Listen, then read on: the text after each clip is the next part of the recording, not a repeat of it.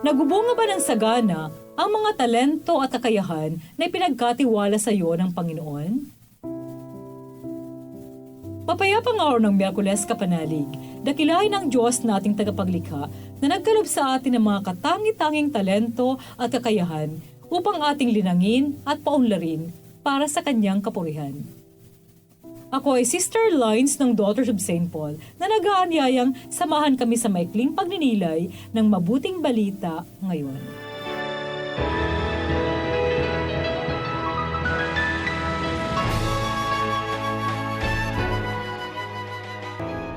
Malapit na sa Jerusalem, at akala ng mga taong kasama niya'y agad na ipakikita ang kaharian ng Diyos. Kaya sa kanilang pakikinig ay isa pang talinhaga ang inilahat sa kanila ni Jesus. Sinabi niya, May isang maharlikang tao na pumunta sa malayong lupain para mahirang na hari at saka siya babalik. Tinawag niya ang 10 niyang katulong at binigyan sila ng tig-iisang baryang ginto at sinabi sa kanila, Ipagnegosyo ninyo to hanggang sa aking pagbalik. Gayon pa may bumalik siya pagkahirang bilang hari. Ipinatawag niya ang mga katulong na binigyan niya ng baryang ginto para malaman kung magkano ang tinubo ng bawat isa. Humarap ang una at sinabi, Panginoon, tumubo pa ng 10 ang barya mong ginto.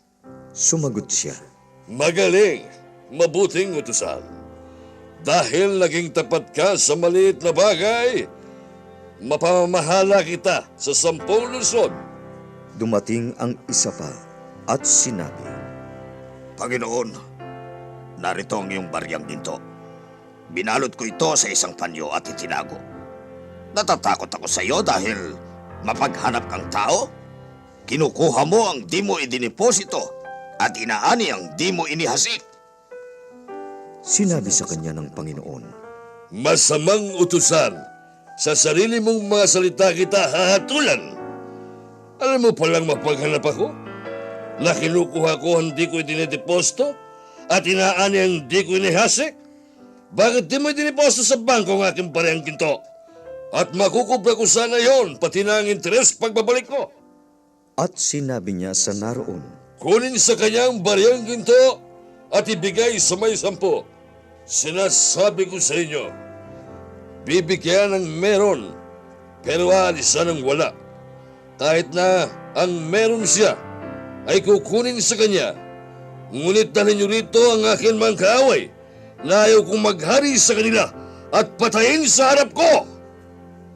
Pagkasabi nito, umuna si Jesus sa kanila pa Jerusalem.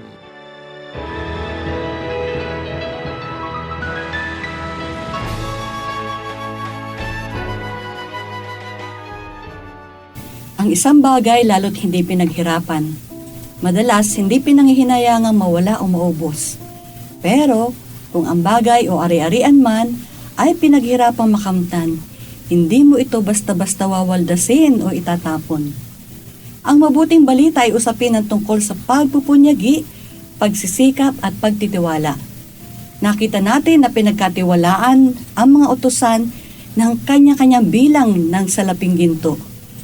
Sa una, ang ginto ay nagtubo ng 10. Sa ikalawa, 5 naman ang tinubo. Sa ikatlo, dahil sa takot sa Panginoon ay itinago ang ginto at walang tinubo. Ang 3 utusan ay pinagkatiwalaan, pero iba-iba ang kanilang naging sulit sa Panginoon. Mga kapanalig, kung minsan, ang takot ay nagiging hadlang sa ating paglago at pag-unlad, tulad na nangyari sa 3 utusan. Maging matatag nawa tayo sa mga gawaing ipinagkatiwala sa atin. Gamitin natin ang lahat ng talino, husay at angking lakas upang lumago sa ating buhay. Manalangin tayo.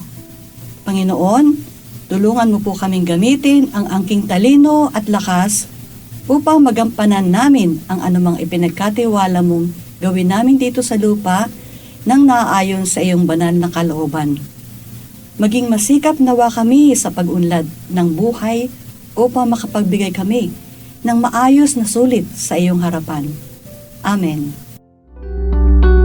Mga kapanalig, support Pauline's online ministry. Subscribe, like, and follow us on Facebook, YouTube, Instagram, Twitter, TikTok, Spotify, Google, and Apple Podcast. Maraming salamat po. At sa lahat na nagme-message sa amin na humihingi ng panalangin para sa iba't ibang intensyon. Asahan po ninyong kasama nyo kami sa pagdarasal na ipagkaloob ng Diyos ang inyong mga kahilingan. Ito po muli si Sister Lines ng Daughters of St. Paul na nagpapaalalang napakaikli ng buhay na sa Diyos hiram lamang. Gamitin ang bawat sandali sa paggawa ng mabuti para sa Kanyang kapurihan.